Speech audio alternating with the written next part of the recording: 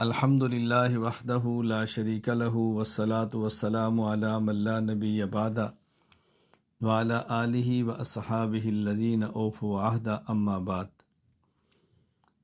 ہمارا سبق چل رہا تھا اصول عقائد کے حوالہ سے، اور آج ہماری گفتگو اس عنوان کی ہوگی کہ عدم تکفیر کے اسباب کیا ہیں۔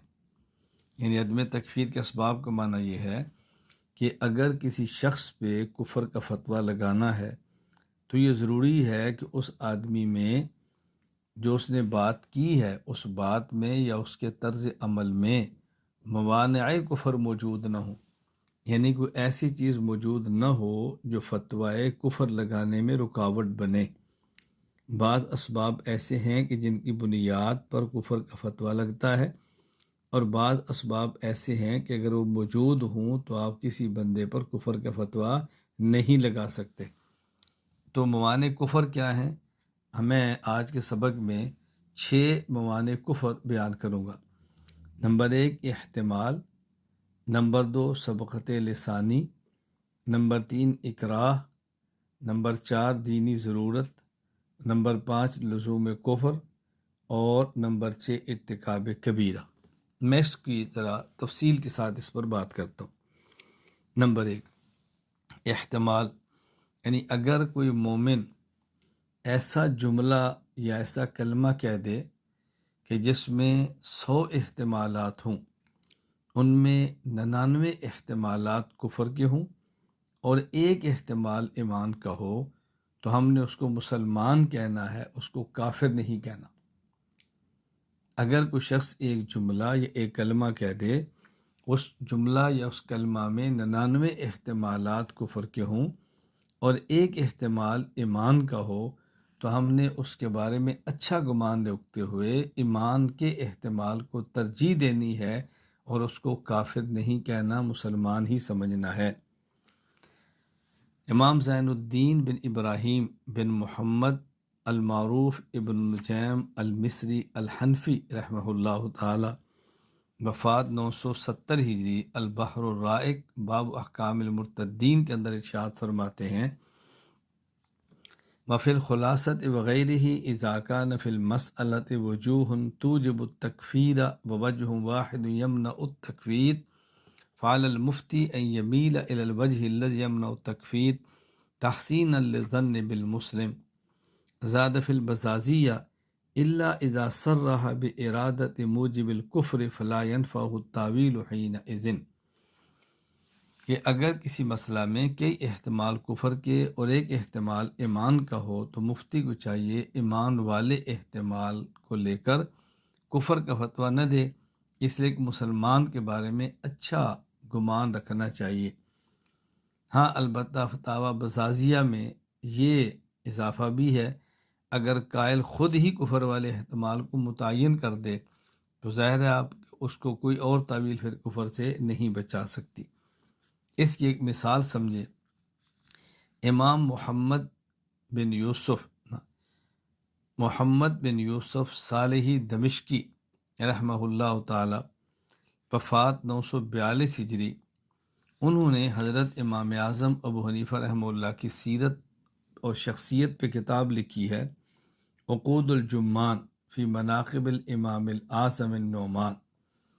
اس میں ایک واقعہ لکھا ہے کہ ایک شخص حضرت امام اعظم ابو حنیفہ رحمہ اللہ سے شدید بغض رکھتا تھا، اور وہ امام اعظم ابو حنیفہ رحمہ اللہ کی خدمت میں آیا اور اس نے آ کر حضرت امام صاحب سے ایک عبارت کے بارے میں پوچھا کہ ایک شخص ہے جو یہ کہتا ہے، یہ کہتا ہے، یہ کہتا ہے، اس کے بارے میں آپ کیا کہتے ہیں؟ وہ مسلمان ہے یا کافر ہے؟ اس نے جو عبارت پیش کی، ذرا وہ عبارت سن لیں۔ اس نے امام صاحب سے کہا: ما تقول فی رجل لا یرجو الجنہ ولا یخاف من النار ولا یخاف اللہ تعالی ویأکل المیتۃ ویصلی بلا رکوع ولا سجود ویشہد بما لا یری ویبغض الحق ویحب الفتنہ ویفر من الرحمہ ویصدق الیہود والنصارى۔ ایک شخص ایسا ہے جو جنت کی امید نہیں کرتا اور آگ سے، جہنم سے نہیں ڈرتا، اور وہ اللہ سے خوف نہیں کھاتا، مردار کو کھاتا ہے، بلا رکوع بلا سجدہ نماز پڑھتا ہے، اور گواہی اس کی دیتا ہے جو جس کے پاس موجود نہیں تھا، بن دیکھے گواہی دے دیتا ہے، حق کو ناپسند کرتا ہے، فتنے سے محبت کرتا ہے، رحمت سے دوڑتا ہے، یہود اور نصارہ کی تصدیق کرتا ہے کہ یہ ٹھیک کہتے ہیں، اس کے بارے میں آپ کیا کہتے ہیں، مسلمان ہے یا کافر ہے؟ حضرت امام اعظم ابو حنیفہ رحمہ اللہ جانتے تھے کہ شخص مجھ سے بہت شدید نفرت کرتا ہے، بغض رکھتا ہے، تو یہ مجھ سے کیوں مسئلہ پوچھ رہا ہے؟ تو امام صاحب فرمانے لگے، یا فلان سألتنی عن هذه ولا کا بہا علم، دیکھو تو مجھ سے ایک ایسی بات پوچھتا ہے جس کا تجھے پتہ ہے، اس عبارت کا مطلب تو جانتا ہے، پھر بھی مجھ سے پوچھتا ہے۔ اس نے کہا لا، میں نہیں جانتا، وَلَكِنْ لَمْ أَجِدْ شَيْئًا هُوَ أَشْنَىٰ مِنْ هَٰذَا فَسَأَلْتُكَ عَنْهُ، میں سمجھتا ہوں کہ اس سے زیادہ قبیح اور گندا جملہ اور کوئی نہیں ہو سکتا، میں نے اس لیے آپ سے فتویٰ طلب کیا کہ جو شخص ایسی باتیں کہیں اس کے بارے میں آپ کی رائے کیا ہے؟ حضرت امام صاحب رحمۃ اللہ علیہ نے پہلے اپنے شاگردوں سے پوچھا، ما تقولون فی ھذا الرجل، اس شخص کے بارے میں تمہاری کیا رائے ہے جو یہ جملہ کہ وہ کیسا ہے؟ تو شاگردوں نے کہا جی شر رجل ھذی صفات کافر، یہ شخص بہت بدترین انسان ہے اور یہ کفار کی صفات ہے۔ فتبسم ابو حنیفہ، حضرت امام صاحب رحمۃ اللہ علیہ مسکرا پڑے اور وہ فرمانے لگے اپنے شاگردوں سے، ہوا من اولیاء اللہ تعالی حقاً، یہ یقیناً اللہ تعالیٰ کے اولیاء میں سے ہے۔ پھر امام صاحب نے اس آدمی سے کہا، ان انا اخبرتک انہ من اولیاء اللہ حقاً، اگر میں تجھے یہ کہوں کہ یہ شخص ولی ہے اور کافر نہیں ہے تو یہ بتا کہ تکف عنی شر لسانک، تو جو اپنی زبان سے مجھے تکلیف دیتا ہے تو یہ میرے خلاف اپنی زبان استعمال کرنا چھوڑے گا؟ بلا تم لی علی الحفظۃ ما یضرک، اور میرے خلاف بول کے تو اپنے نامہ اعمال کو خراب کرتا ہے اور ایسے جملے کہتا ہے جو تجھے ہی نقصان دیں گے، تو یہ ساری حرکتیں تو چھوڑ دے گا اگر میں تجھے بات سمجھا دوں کہ یہ پھر بھی مومن ہے؟ اس نے کہا جی ہاں۔ امام سے فرمایا کہ یہ جو تو نے کہا نا، وہ شخص انہ لا یرجو الجنہ بلا یخاف من النار، وہ جنت کی امید نہیں رکھتا، جنت کی خواہش نہیں رکھتا اور جہنم سے نہیں ڈرتا، اس کا معنی یہ ہے کہ وہ جنت کی بجائے رب الجنت کی خواہش رکھتا ہے اور نار کی بجائے رب النار سے ڈرتا ہے، جہنم کے رب سے ڈرتا ہے، جہنم سے نہیں، جہنم کے رب سے۔ اور یہ امام صاحب نے اس کی بات فرمائی، اور فرمائی جو تو نے کہا یأکل المیتۃ، وہ مردار کو کھاتا ہے، اس کا معنی یہ ہے فَأَكْلُ السَّمَكْ، وہ مچھلی کو کھاتا ہے، ظاہر مچھلی ذبح تو نہیں کی جاتی۔ اور یہ جو کہا یصلی بلا رکوع ولا سجود، کہ وہ رکوع اور سجدہ نہیں کرتا، اس کا مطلب نماز جنازہ پڑھتا ہے جس میں رکوع اور سجدہ نہیں ہے۔ اور یہ جو تو نے ارشد بما لم یرا، جو نہیں دیکھا اس کی گواہی دیتا ہے، اس کا معنی وہ یہ کہتا ہے اشہد ان لا الہ الا اللہ واشہد ان محمدًا عبدہ ورسولہ، اسے نہ ہی اللہ کو دیکھا ہے نہ ہی اللہ کے رسول صلی اللہ علیہ وسلم کو اس نے دیکھا ہے، اور ان کی گواہی دیتا ہے۔ اور یہ جو تو نے کہ یبغض الحق کا، کہ وہ حق کو ناپسند کرتا ہے، قرآن کریم میں ہے وجاءت سکرۃ الموت بالحق، کہ قرآن کریم نے موت کو حق کہا ہے، تو وہ چاہتا ہے کہ مجھے لمبی عمر ملے اور میں اللہ کی اطاعت کرتا رہوں، تو موت کو ناپسند کرتا ہے اور موت پر حق ہے۔ اور یہ جو تو نے حب الفتنہ، کہ وہ فتنے سے پیار کرتا ہے، محبت کرتا ہے، اس کا معنی ہے کہ مال اور اولاد سے پیار کرتا ہے، اور اللہ تعالیٰ نے قرآن کریم میں فرمایا انما اموالکم و اولادکم فتنہ، تمہارے مال اور تمہاری اولاد تمہاری فتنہ اور آزمائش ہے۔ اور یہ جو تو نے کہا فر من الرحمہ، وہ رحمت سے دوڑتا ہے، اس کا معنی وہ بارش سے دوڑتا ہے۔ اور یہ جو تو نے کہا صدق الیہود والنصارہ، کہ یہود اور نصارہ کے بارے میں کہتا ہے کہ یہ دونوں ٹھیک کہتے ہیں، اس کا مطلب قرآن کریم میں اللہ تعالیٰ فرماتے ہیں وقالت الیہود لیست النصارى علی شیء، یہود نے کہا کہ جو عیسائی ہیں یہ باطل ہیں، وقالت النصارى لیست الیہود علی شیء، اور عیسائی کہتے ہیں کہ یہودی باطل ہیں، وہ کہتا ہے کہ دونوں ٹھیک کہتے ہیں، یعنی یہودی کہتے ہیں عیسائی باطل ہے، بالکل ٹھیک ہے عیسائی باطل ہے، اور نصارہ اور عیسائی کہتے ہیں کہ یہودی باطل ہے، یہ بھی ٹھیک ہے اس لیے کہ وہ بھی باطل ہے، یہ معنی اس کا۔ تو حضرت فرماتے ہیں فقام الرجل، یہ آدمی کھڑا ہوا، وقبل راسا، اور امام صاحب کے سر کا بوسہ دیا اور کہا اشہد انک الحق، میں اعتراف کرتا ہوں کہ ابو حنیفہ تو برحق ہے۔ اب دیکھیں بظاہر دیکھیں تو اس میں احتمالات کفر کے تھے، لیکن جب غور کیے تو پتہ چلا کہ ایمان کا احتمال موجود ہے، تو امام صاحب نے ایسے بندے کافر نہیں کہا بلکہ مسلمان کہا ہے۔ یہاں ایک خدشہ، ایک شبہ اور اس کا جواب بھی سماعت فرما لیں۔ شبہ یہ ہے کہ بہت سارے لوگ اس عبارت کا معنی یہ سمجھتے ہیں اگر ایک آدمی میں 99 اسباب کفر کے ہوں اور ایک سبب ایمان کا ہو تو اس کو مومن کہیں گے، کافر نہیں کہیں گے۔ اگر کسی آدمی کے اندر 99 وجوہ کفر کی ہوں اور ایک وجہ ایمان کی ہو تو اس کو مومن کہیں گے، کافر نہیں کہیں گے۔ بعض لوگ اس کا معنی یہ سمجھتے ہیں اور یہ معنی بیان بھی کرتے ہیں، حالانکہ یہ معنی قطعاً غلط ہے۔ یہ جو فقہا نے فرمایا کہ اگر ایک شخص کو ایسا کلمہ کہے کہ جس میں 99 احتمال کفر کیوں اور ایک احتمال ایمان کا، تو اس کو مومن سمجھے گے، یہ اس آدمی کے بارے میں ہے کہ جو بندہ مومن ہے، جس کے سارے عقیدے درست ہیں، سارے کلمات درست ہیں، اس کا کوئی بھی عقیدہ خراب نہیں۔ ہاں ایک جملہ اس نے ایسا کہا ہے، اس جملے میں 99 احتمال کفر کے تھے، ایک احتمال ایمان کا تھا، تو ہم اس کو مومن سمجھیں گے، کافر نہیں سمجھیں گے، الا کہ وہ خود کہہ دے کہ میری مراد ہی اسے یہ معنی تھا جو کفر والا ہے، تو پھر ہم اس کو کافر کہنے سے یا فتوی تکفیر سے اس کو نہیں بچا سکتے۔ یہ بات اچھی طرح ذہن نشین فرما لیں۔ ایک ہے کسی بندے میں 99 کفر کے سبب ہونا اور ایک ایمان سبب کا ہونا، ایک سبب ایمان کا ہونا، یہ کافر ہے۔ ایک ہے کہ ایک بندہ پکا مومن ہے، اس میں ایمان کے جو 100 اسباب ہیں، مثال کے طور پر 99 ایمان کے اسباب موجود ہیں، لیکن ایک جملہ ایسا کہا کہ اس میں 99 وجہ کفر کی ہے، ایک وجہ ایمان کی ہے، تو ہم اچھا گمان کر کے اس کو مومن ہی سمجھیں گے۔ بات اچھی طرح ذہن نشین فرما لیں۔ حکیم الامت مولانا اشرف علی تھانوی رحمہ اللہ وفات 1362 ہجری، امداد الفتاویٰ میں ایک سوال کے جواب میں تحریر فرماتے ہیں۔ سوال کیا ہے؟ میں سوال اور جواب لفظ بلفظ میں عنوان نقل کرتا ہوں۔ مشہور ہے کہ اگر کسی شخص میں 99 وجہ کفر کی ہوں اور ایک وجہ اسلام کی، تو اس پر کفر کا فتویٰ دینا نہ چاہیے۔ تو شارع علیہ السلام نے بہت سے کلمات کو کفر کے لیے وضع کیا ہے، تو پھر کلمات کفر کو کفر کے لیے وضع کرنے سے کیا فائدہ؟ سوال سمجھیے، یعنی مشہور ہے کہ اگر ایک آدمی میں 99 وجہ کفر کی ہو، ایک وجہ ایمان کی ہو، تو اس کو پھر مومن ہی کہنا ہے۔ تو پھر کلمات کفر کو بتانے کا فائدہ کیا ہے؟ ہر کلمہ کفر میں احتمال تو ایمان کا ہوتا ہے۔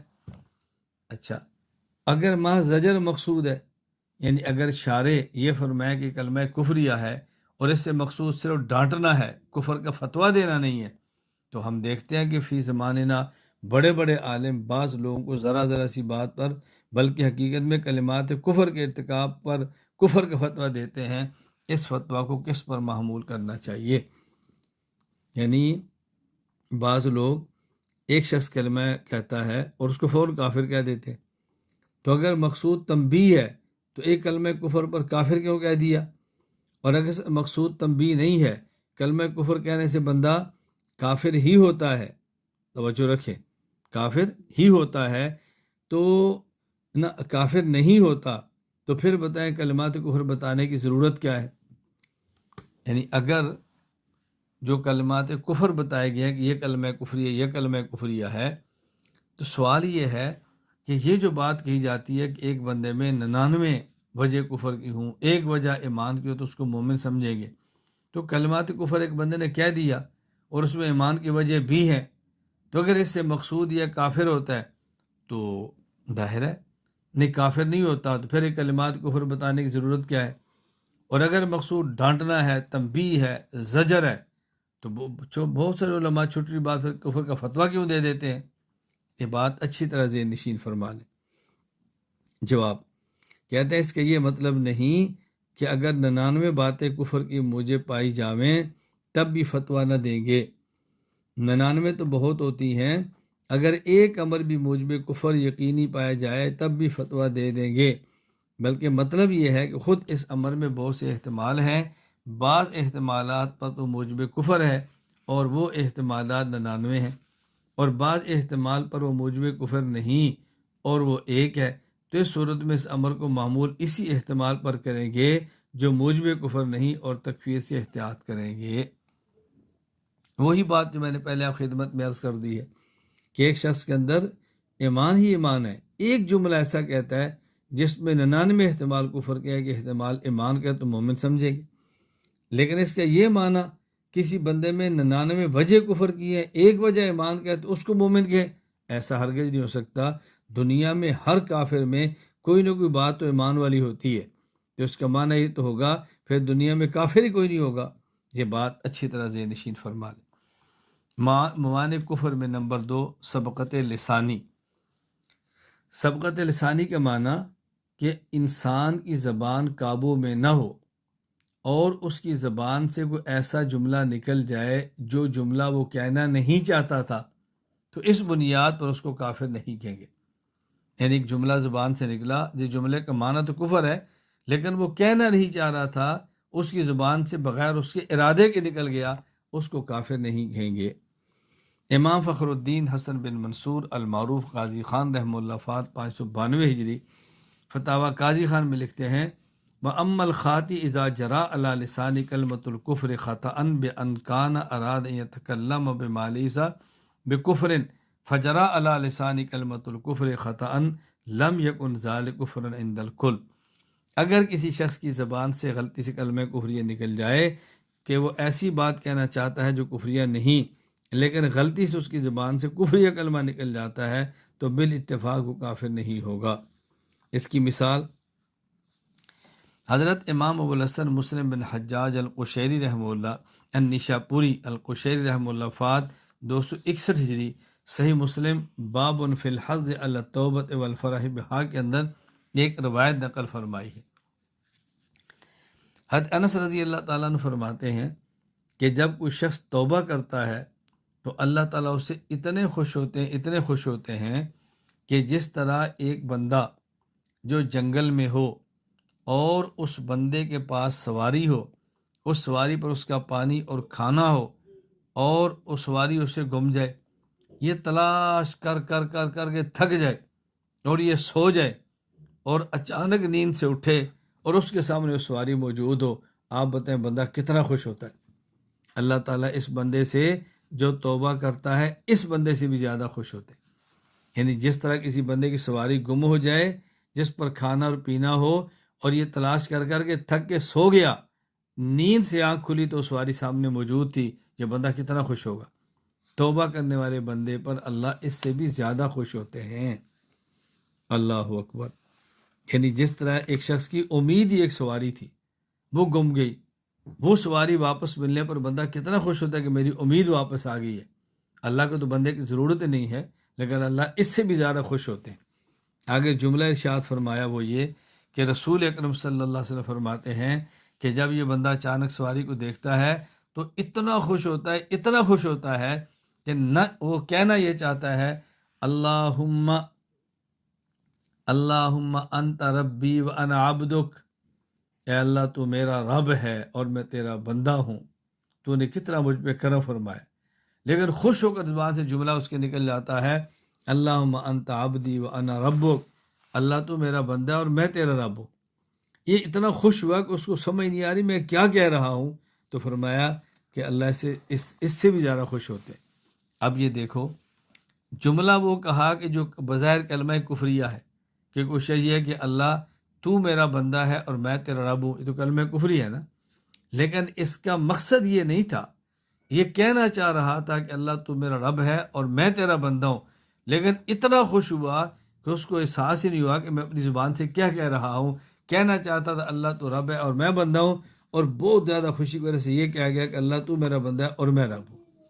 تو رسول اکرم صلی اللہ علیہ وسلم فرمانے لگے جتنا یہ بندہ خوش ہوتا ہے سواری کو پا کر، اللہ اپنے بندے کو توبہ کرتے ہوئے دیکھ کر اس سے بھی زیادہ خوش ہوتے ہیں۔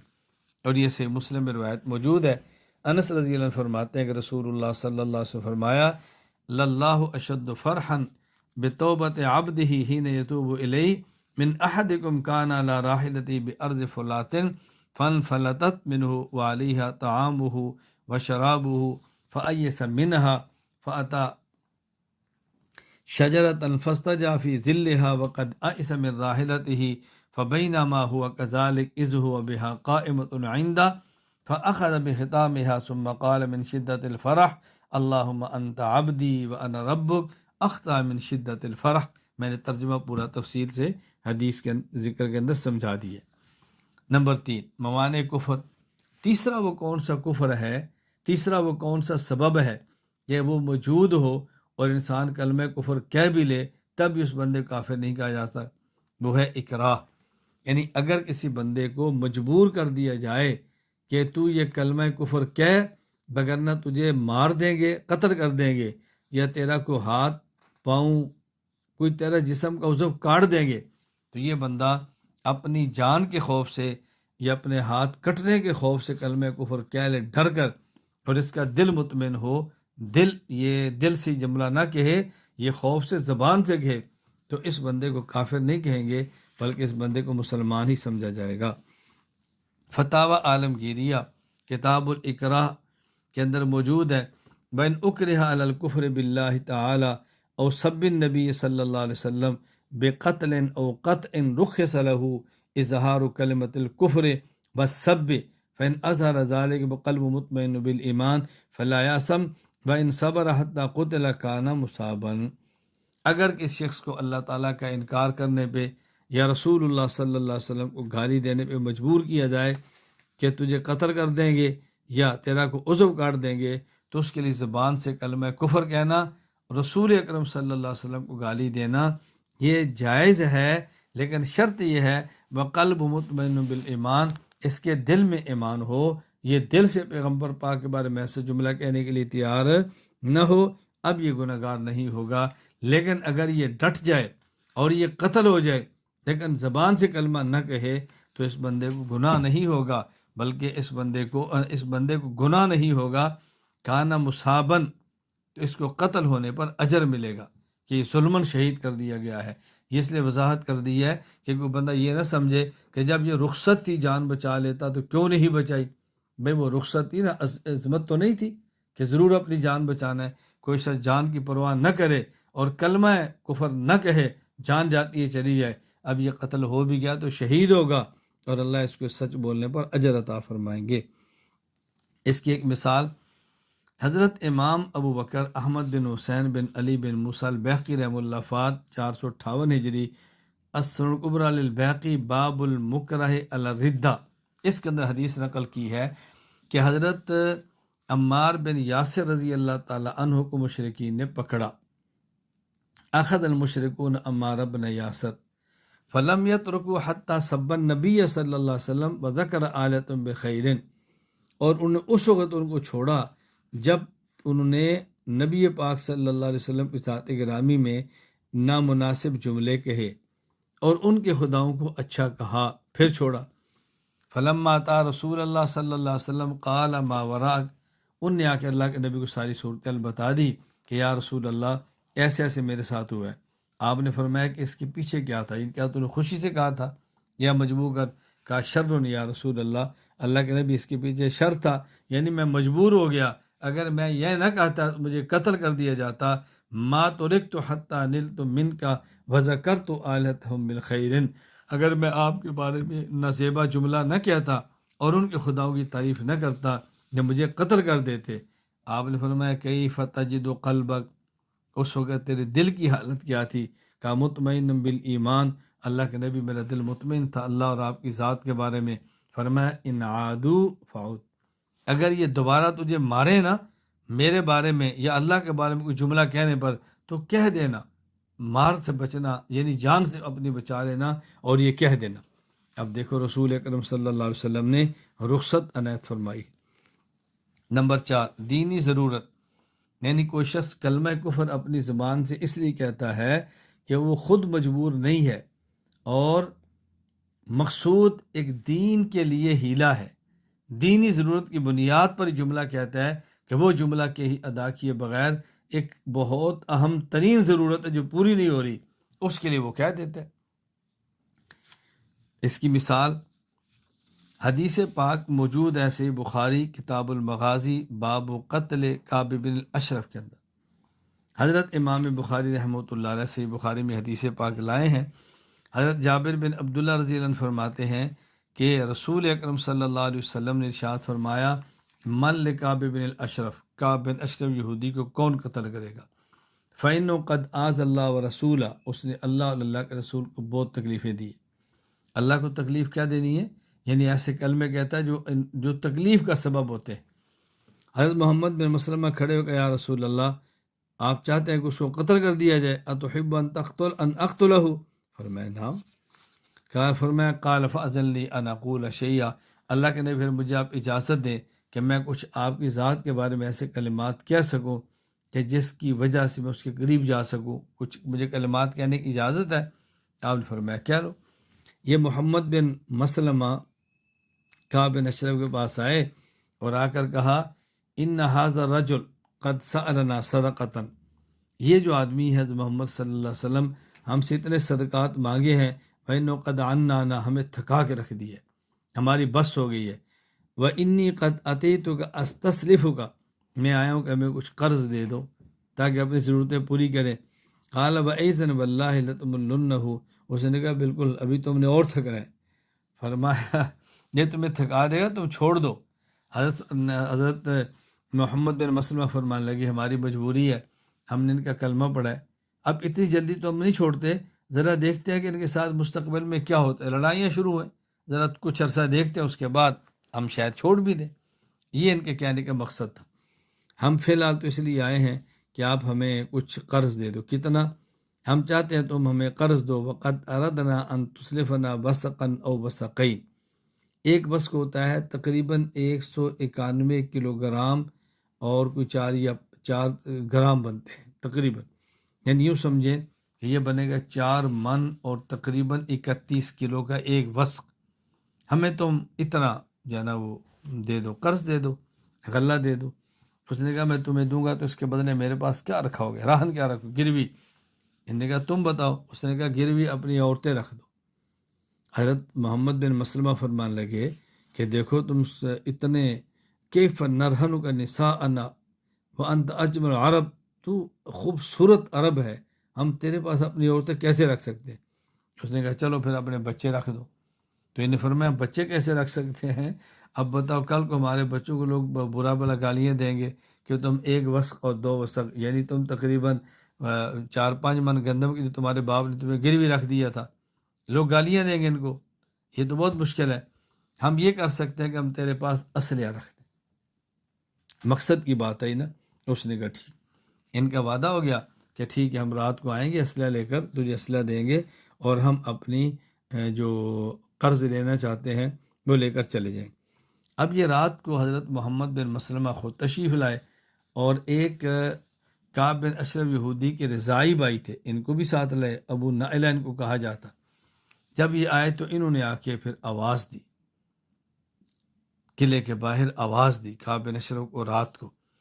تو کعب بن اشرف جب گھر سے نکلنے لگا تو اس کی بیوی نے کہا نہ تخرج حاضر سا، رات کے اس وقت کہاں جا رہے ہو؟ تو کعب بن اشرف نے کہا کہ محمد بن مسلمہ آئے ہیں، میرا بھائی ہے، اور میرا دودھ شریک بھائی ابو نائلہ بھی آیا ہے۔ تو ان الکریم لو دعی الی طانۃ بلیل لاجاب، سخی آدمی کو رات کو نیزہ بازی کے لیے بلایا جائے تو وہ نکلتا ہے، اس لیے میں جا رہا ہوں۔ کہتے ہیں بعض روایات میں ہے کہ اس کی بیوی نے یہ بات اس کو کہی تھی، بڑی عجیب۔ اس کی بیوی نے یہ کہا تھا کہ میں ایک آواز سن رہی، اسمع صوتا کانه یقطر منہ الدم، میں جو آواز سن رہی ہوں نا مجھے سے خون ٹپکتا محسوس ہوتا ہے۔ اندازہ کتنی ذکی اور ذہین عورت تھی، مجھے اس آواز سے خون گرتا نظر آ رہا ہے، تو خیال کر۔ اب اس نے کہا نہیں، یہ تو اپنی پلان پر تھا کہ میں بہت بڑا منصوبہ سر انجام دے رہا ہوں، لیکن اس کو یہ نہیں پتہ تھا کہ تقدیر اس کے خلاف کیا کھیل کھیلنے والی ہے۔ خیر حضرت محمد بن مسلمہ نے ساتھ جو تھے انہیں کہہ دیا کہ جب یہ میرے پاس آئے گا میں اس کو بالوں سے پکڑوں گا، اشارہ کروں گا تو میں اس کی گردن اڑا دینا۔ جب آئے تو اس نے خوشبو لگائی تھی، حضرت محمد میں اس نے فرمان لگے ما رأیتک الیوم ریحا، میں نے اس جیسی خوشبو آج تک نہیں سونگی۔ اللہ، اگر مجھے اس نے پھر آگے فخر سے کیا کہتا ہے، کہتے ہیں عندی اعطر نساء العرب واکمل العرب، میرے پاس ایسی عورت ہے جو اس طرح عربوں میں کوئی عورت نہیں ہے جو اتنی خوشبو لگاتی ہو، اور اس طرح کامل عورت میرے پاس موجود ہے۔ تو حضرت محمد صلی اللہ علیہ وسلم نے فرمایا کہ میں چاہتا ہوں کہ تمہارے بال کو سونگو۔ اس نے کہا سونگ لو۔ اس نے سارا ہے کہ آپ نے سونگا، تو پھر جو ساتھ کہا بھی تم بھی سونگ لو، اجازت ہے؟ اس نے کہا بھی یہ بھی سونگ لیں، سونگ لیا۔ تو جب بات شاید پوری ہو گئی، محمد صلی اللہ علیہ وسلم فرمانے لگے میں چاہتا ہوں ایک بار اور سونگوں، خالی سونگ لیں۔ تو جب اس نے بال آگے کیے، آپ نے پکڑا سونگنے کے لیے، اپنے ساتھی کو اشارہ کیا، اس نے اس کی گردن کو کاٹ کے رکھ دیا۔ ثم اتوا النبی صلی اللہ علیہ وسلم اخبروہ، پھر ہی آئے اور آ کے اللہ کے رسول صلی اللہ علیہ وسلم کو سارا واقعہ سنا دیا۔ اب دیکھیں کعب بن اشرف یہودی تک پہنچنے کے لیے حضرت محمد بن مسلمہ نے یہ کلمہ اپنی زبان سے کہا کہ محمد آئے ہیں، ہم سے صدقے مانگتے ہیں، ہم میں سے تنگ آ گئے ہیں، یہ کلمہ کفریہ ہے، لیکن آپ نے دینی ضرورت کے لیے کہا تھا، اس لیے صحابی رسول ہیں، ان پر کفر کے فتوے کا سوال ہی پیدا نہیں ہوتا۔ نمبر 5، لزوم کفر۔ لزوم کفر کا معنی یہ ہے کوئی شخص اپنی زبان سے ایسا جملہ کہے کہ وہ جملہ کفریہ نہ ہو لیکن اس کا نتیجہ کفر نکلتا ہو، یعنی وہ جملہ کہنے سے کفر لازم آ رہا ہو لیکن وہ موجب کفر نہ ہو، تو محض کفر کے لازم آنے کی وجہ سے بندے پر فتویٰ نہیں دیں گے کہ یہ بندہ کافر ہے۔ چنانچہ علامہ محمد امین بن عمر بن عبدالعزیز ابن عابدین شامی رحمہ اللہ وفات 252 ہجری، رد المختار فتاوی شامیہ میں لکھتے ہیں ان لازم المذہب لیس بمذہبہم، کسی نظریے سے لازم آنے والی چیز یہ اصل نظریہ نہیں کہلائی جا سکتی۔ اس کی مثال کیا دی ہے کہ جس طرح معتزلہ کا اہل سنت والجماعت سے کئی ایک عقائد میں اختلاف ہے، وہ عقائد کفریہ تو نہیں ہے لیکن اس سے کفر لازم آتا ہے، تو اس بنیاد پر معتزلہ کو آج تک ہمارے اکابر نے کافر نہیں کہا۔ یہ بات اچھی طرح ذہن نشین فرما لیں۔ چنانچہ علامہ محمد امین بن عمر بن عبدالعزیز ابن عابدین شامی رحمہ اللہ وفات 252 ہجری، یہ رد المختار میں لکھتے ہیں وَإِن وَقَعَ إِلْزَامًا فِي الْمَبَاحِثِ مَعْنَاهُ وَإِن وَقَعَ التَّصْرِيحُ بِكُفْرِ الْمُعْتَزِلَةِ وَنَحْوِهِمْ عِنْدَ الْبَحْثِ مَعَهُمْ فِي رَدِّ مَذْهَبٍ بِأَنَّهُ كُفْرٌ أَيْ يَلْزَمُ مِنْ قَوْلِهِمْ بِكَذَا الْكُفْرِ وَلَا يَقْتَضِي ذَلِكَ كُفْرَهُمْ۔ جب معتزلہ سے بحث کرتے ہوئے ایک وقت آتا ہے کہ اس وقت معتزلہ کا نظریہ ایسا ہوتا ہے جسے کفر لازم آ رہا ہوتا ہے لیکن وہ کفر ہوتا نہیں ہے، اس بنیاد پر ہم کہتے ہیں کہ معتزلہ پر فتوی کفر نہیں لگایا جاتا۔ میں ایک مثال دیتا ہوں کہ جس طرح ثواب و عذاب قبر کا مسئلہ ہے، اب ہم ثواب و عذاب قبر کے قائل ہیں، معتزلہ قائل نہیں ہو رہے، تو جو ثواب و عذاب قبر کا قائل نہ ہو اس کو مسلمان نہیں کہہ سکتے، لیکن وہ تعویل ایسی کرتے ہیں کہ ہم مانتے تو ہیں لیکن اس طرح نہیں مانتے کہ جس طرح دنیا میں جسم ہے، ہم تو یوں کہتے ہیں یوں کہتے ہیں۔ تو اہل سنت والجماعت نے ایک تعبیر دی ہے کہ جسم یہاں پہ ہے، روح السجین کے اندر ہے، یا مومن روح الین میں 7 آسمانوں سے اوپر ہے، اور اس جسم کے تعلق کو جوڑ کر اس قدر حیات دی جاتی ہے کہ جیسے کافر ہے تو عذاب اور مومن ہے تو ثواب، کافر ہے تو دکھ اور مومن ہے تو سکھ محسوس کرتا ہے، یہ کسی قدر حیات ملتی ہے۔ اب وہ لوگ کیا کہہ دیتے ہیں آج کے دور کے معتزلی کہ جی ہم مانتے ہیں، کیوں نہیں مانتے، لیکن وہ بیان اس طرح کرتے ہیں کہ روح جسم کا کوئی کسی بھی قسم کا تعلق نہیں۔ جب روح جسم کا کسی بھی قسم کا تعلق نہیں ہے تو پھر ثواب و عذاب کس بات کا ہوگا؟ ثواب و عذاب میں اتنا تعلق ماننا تو ضروری ہے نا کہ جس سے راحت محسوس ہو یا تکلیف محسوس ہو، لیکن وہ کہتا نہیں، ہم تو ثواب و عذاب قبر مان رہے ہیں۔ اب وہ نظریہ ایسا پیش کرتے ہیں کہ اس سے کفر لازم تو آ جاتا ہے، یہ تو ایسا لگتا ہے ثواب و عذاب قبر کا انکار کر رہے ہیں، اور مطلقاً انکار کرنا تو کفر ہوتا ہے، لیکن وہ صراحتاً انکار نہیں کرتے، اس لیے ہم یہ نہیں کہہ سکتے کہ یہ بندہ کافر ہے۔ میں ایک اور مثال دیا کرتا ہوں کہ جس طرح دیکھیں، ایک ہے فقہ ابی حنیفہ، فقہ مالک، فقہ شافعی، فقہ حنبلی۔ اب ان میں سے کوئی شخص ایک شخص کی فقہ نہ لے دوسرے کی لے لے تو حرج نہیں ہے، اور اگر ان میں سے کسی ایک فقہ کا انکار بھی کر دے تب بھی کفر نہیں ہے۔ لیکن اگر کوئی بندہ مطلقاً تقلید کا انکار کرے اور فقہ اسلامی ہی کا انکار کر دے، اب ظاہر ہے فقہ کا انکار کرنا یہ تو دائرہ اسلام سے نکال دیتے ہیں، لیکن جب اس سے بات کی جائے وہ کہتا ہے نہیں میرا مقصد یہ نہیں تھا، میں فقہ کو نہیں مانتا ہوں، میں کہتا ہوں امام حنیفہ کی نہیں مانتا، فقہ کا مطلب یہ نہیں تھا میں فقہ کو نہیں مانتا، میں کہتا ہوں جو قرآن و سنت کے مطابق وہ مانتا ہوں، جو قرآن و سنت کے مطابق نہیں وہ نہیں مانتا۔ جب کھل کر بات کرے گا تعویل ایسی کرے گا، لیکن جب دیکھیں گے تقاریر وہ ہر قسم کی فقہ کا انکار کرتا چلا جائے گا، کبھی قیاس کا مذاق، کبھی فقہ کا مذاق، کبھی اجماع کا مذاق، کبھی ائمہ کا، تو ایسی بات ہے کہ جس سے کفر لازم آتا ہے، لیکن اس سے کفریہ عقیدہ ان کے چکے نہیں ہے، اس لیے ہم اس بنیاد پر ان کو کافر نہیں کہتے۔ اس کو اچھی طرح ذہن نشین فرما لیں تاکہ الجھن نہ ہو۔ نمبر 6، ارتکاب کبیرہ۔ اگر کوئی شخص کبیرہ گناہ اور بڑا گناہ کر لے جس پر احادیث میں وعید آئی ہو، تو کبیرہ گناہ کرنے سے انسان پر کفر کا فتویٰ نہیں لگا سکتے۔ کبیرہ گناہ کرنے والا فاسق تو ہوگا، فاجر ہوگا، مجرم ہوگا، لیکن اس کے اوپر کفر کا فتویٰ نہیں لگ سکتا۔ امام اعظم ابو حنیفہ نعمان بن ثابت الکوفی رحمہ اللہ وفات 150 ہجری الفقہ الاکبر میں فرماتے ہیں وَلَا نُكَفِّرُ مُسْلِمًا بِذَنْبٍ مِّنَ الذُّنُوبِ وَإِنْ كَانَتْ كَبِيرَةً إِذَا لَمْ يَسْتَحِلَّهَا وَلَا نُزِيلُ عَنْهُ اسْمَ الْإِيمَانِ وَنُسَمِّيهِ مُؤْمِنًا حَقِيقَةً وَيَجُوزُ أَن يَكُونَ مُؤْمِنًا فَاسِقًا غَيْرَ كَافِرٍ۔ ہم مسلمان کو گناہ کی وجہ سے کافر نہیں کہیں گے، اگرچہ گناہ کبیرہ نہ ہو، اگرچہ گناہ کبیرہ ہی کیوں نہ ہو، ہاں اگر وہ حرام کو حلال کہتا ہے تو پھر اس کو کافر کہیں گے۔ اب ظاہر ہے ایک ہے مسئلہ حرام کو حرام سمجھ کر حرام کا ارتکاب کرنا، اور ایک ہے جس کی حرمت نص قطعی سے ثابت ہو اس کو حلال کہہ دینا، یہ دونوں میں بہت بڑا فرق ہے۔ تو فرمایا ہم اس کو مومن ہی کہیں گے، یہ کہیں گے مومن اور فاسق ہے، لیکن یہ نہیں کہیں گے کہ یہ کافر ہے۔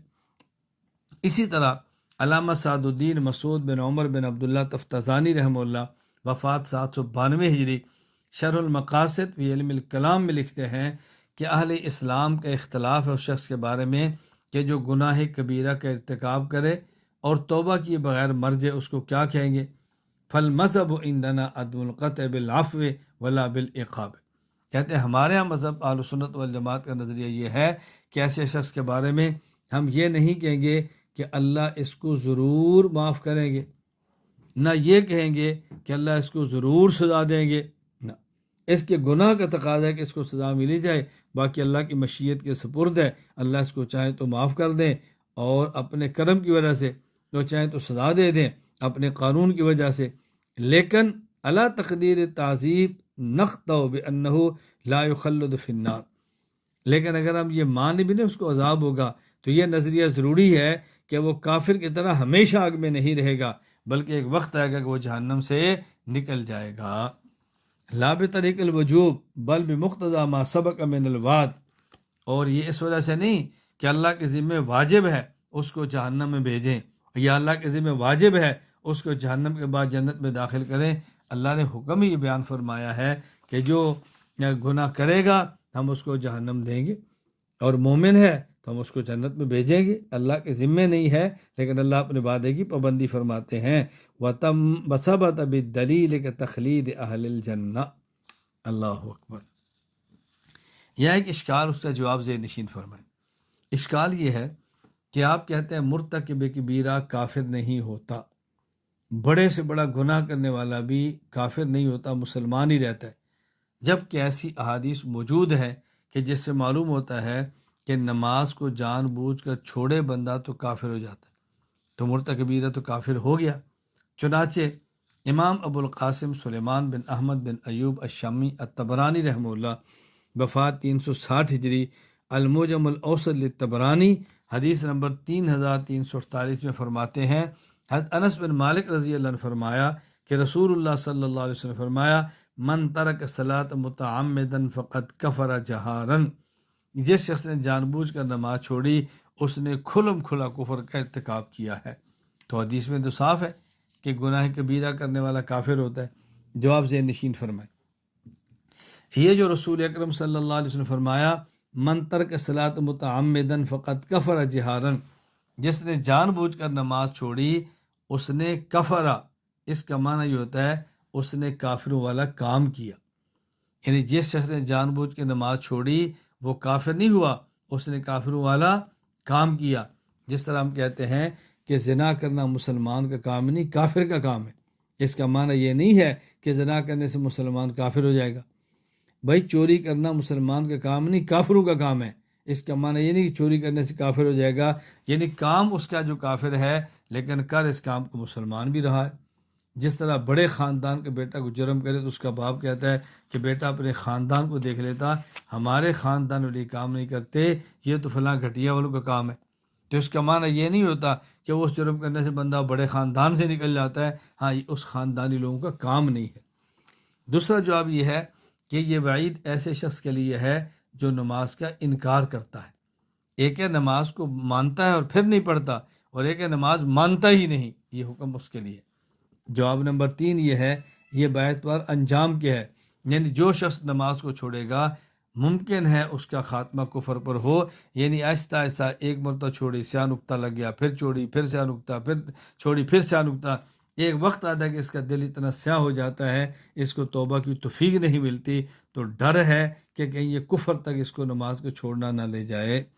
جواب نمبر 4، چوتھا جواب یہ ہے کہ جو شخص جان بوجھ کے نماز چھوڑتا ہے اس کا کفر پر مرنے کا خدشہ ہے، کفر پر مرنے کا خدشہ ہے، یعنی ایک آدمی نماز نہیں پڑھ رہا تو خدشہ ہے کہ ایسا وقت نہ آئے کہ رفتہ رفتہ نماز کا انکار کر بیٹھے، خدشہ ہے۔ یہ بات اچھی طرح ذہن نشین فرمائے۔ ملا علی بن سلطان محمد القاری رحمہ اللہ تعالی، وفات 1014 ہجری، مرقات المفاتی شرح مشکات المصابیح میں فرماتے ہیں قلت ونعم الرأی الرأی ابی حنیفہ، بہترین رائے امام ابو حنیفہ رحمہ اللہ تعالیٰ کی ہے، یعنی وہ مرتکب کبیرہ کو کافر نہیں کہتے۔ کیوں؟ اذ الاقوال باقیہا ضعیفہ، کہتے باقی اقوال کمزور بہت ہے۔ ثم من التاویلات ان یکون مستحلا لترکہا، پھر اس حدیث کے اندر تعویلات بہت ہیں، یہ جو کافر کہا ہے تو حلال سمجھنے والوں کا کافر کیا ہے کہ جو نماز کو چھوڑنا حلال سمجھتے ہیں۔ او ترکہا یؤدی الی الکفر، یا بتایا کہ اس کا چھوڑ دینا انسان کو کفر تک پہنچا دیتا ہے۔ فإن المعصیۃ برید الکفر، کہتے اس لیے گناہ یہ کفر کا ڈاک ہے، کفر کی ڈاک ہے۔ اللہ اکبر۔ او یخشا علی تارکہا ان یموت کافرا، کہتے ہیں یا ڈر ہے کہ یہ بندہ نماز چھوڑنے والا کہ کفر پہ مر نہ جائے۔ او فعل و شابہ فعل الکافر، یا فرماتا ہے یہ جو کہا نا کافر ہے، اس کا مطلب یہ نہیں ہے اس نے کفر کیا، اس کا مطلب یہ ہے کہ اس بندے نے کام ایسا کیا کہ جو کافروں کے فعل کے مشابہ تھا۔ فتوی تکفیر میں احتیاط، کسی شخص کو کہتے کافر کہتے وقت بہت زیادہ احتیاط کی ضرورت ہے۔ فتوی تکفیر میں کبھی بھی جلد بازی نہ کریں، اس لیے کہ کسی شخص کو کافر کہنے کا مطلب یہ ہے اب اس کو سلام السلام علیکم کہنا جائز نہیں۔ کسی شخص کو کافر کہنے کا مطلب یہ ہے اس سے دل سے محبت کرنا جائز نہیں۔ کسی کو کافر کہنے کا معنی یہ ہے اب اس سے کسی مسلمان کا نکاح کرنا جائز نہیں۔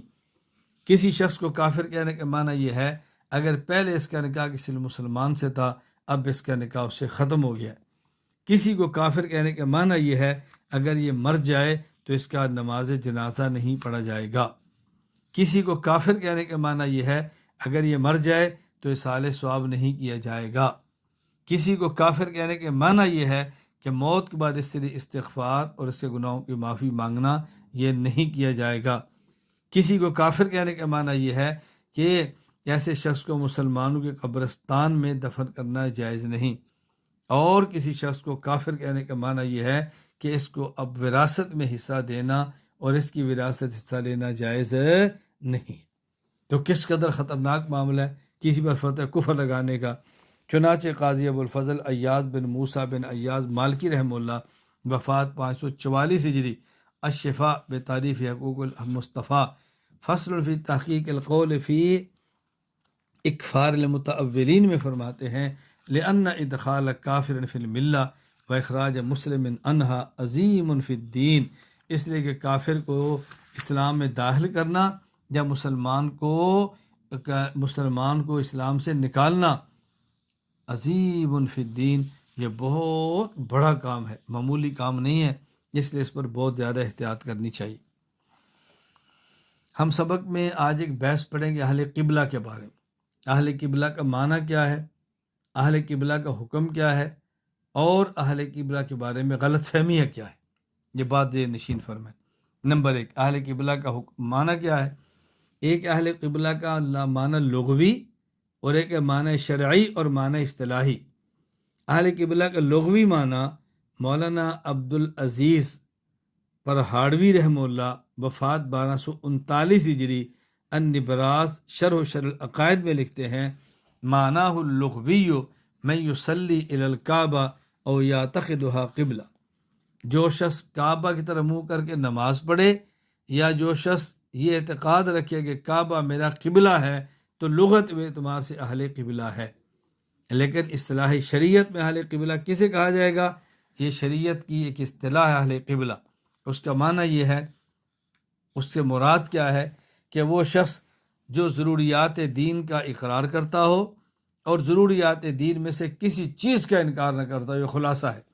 یعنی رسول اکرم صلی اللہ علیہ وسلم جو وحی اور دین لے کر آئے ان تمام کو مانتا ہو، کسی ایک کا انکار نہ کرتا ہو، اسے کہتے ہیں اہل قبلہ اصطلاحاً اور شرعاً۔ چنانچہ مولانا عبدالعزیز پرہاڑوی رحمہ اللہ وفات 1239 ہجری النبراس شرح العقائد میں فرماتے ہیں فی اصطلاح المتکلمین من یصدق بضروریات الدین ای الامور التي علم ثبوتها فی الشرع واشتهر فمن انکر شیئا من الضروریات كحدوث العالم وحشر الاجساد بعلم اللہ تعالی بالجزئیات وفرضیت الصلاۃ والصوم لم یکن من اہل القبلہ۔ اہل قبلہ سے مراد جو ان شریعت کے ضروریات دینیہ کا اقرار کرتا ہو، اہل قبلہ کہ وہ جو شریعت کے عقائد ثابت ہیں بالیقین اور وہ مشہور ہیں، ہر کسی کو اس کا پتہ ہے، اس کو ماننے والے کو اہل قبلہ کہتے ہیں۔ اور اگر کوئی ضروریات میں سے کسی کا انکار کرتا ہے، عالم کو قدیم مانتا ہے اور وہ قیامت کے دن حساب کا قائل نہیں ہے، آدمی کو اٹھنے کا قائل نہیں ہے، اور اللہ تعالیٰ ہر ایک چھوٹی سے چھوٹی چیز کو جانتے ہیں، اس کا یہ عقیدہ نہیں ہے، اسی طرح کوئی نماز یا روزے کا انکار کرتا ہے، لم یکم من اہل القبلہ، یہ شخص اہل قبلہ میں نہیں ہو سکتا۔ ولو کان مجاہدا فی الطاعات، اگرچہ بہت زیادہ عبادت کرے، بکذالک من باشر شیئا من امارات التکذیب، اسی طرح وہ شخص جو شریعت کے اعتقادیات میں سے کسی کا انکار کر دے، کہا وہ بھی مومن نہیں ہو سکتا۔ کس طرح کہ سجود صنم، بل احانت بامر شرعی، کوئی سجدہ کر لیتا ہے بتوں کو، یہ بھی اہل قبلہ نہیں ہے۔ کوئی شخص شریعت کے کسی معاملے کی توہین کرتا ہے، یہ بھی اہل قبلہ نہیں ہے۔ کوئی شخص شریعت کے حکم کے استہزاء، مذاق اور ٹھٹھا کرتا ہے، یہ بھی قبلہ نہیں، یہ بھی اہل قبلہ میں سے نہیں ہے۔ فلیس من اہل القبلہ، اس کو اچھی طرح ذہن نشین فرما لیں۔ اہل قبلہ کا حکم، اہل قبلہ مومن ہے اور اہل قبلہ کو کسی گناہ کی وجہ سے کافر نہیں کہہ سکتے۔ امام ابو جعفر احمد بن محمد طحاوی رحمہ اللہ وفات 321 ہجری العقیدۃ الطحاویہ میں فرماتے ہیں وَلَا نُكَفِّرُ أَحَدًا مِّنْ أَهْلِ الْقِبْلَةِ بِذَنبٍ مَا لَمْ يَسْتَحِلَّ، اہل قبلہ کو ہم کسی گناہ کی وجہ سے کافر نہیں کہتے، ہاں اگر اس گناہ کو حلال سمجھے تو پھر وہ مسلمان نہیں ہوگا۔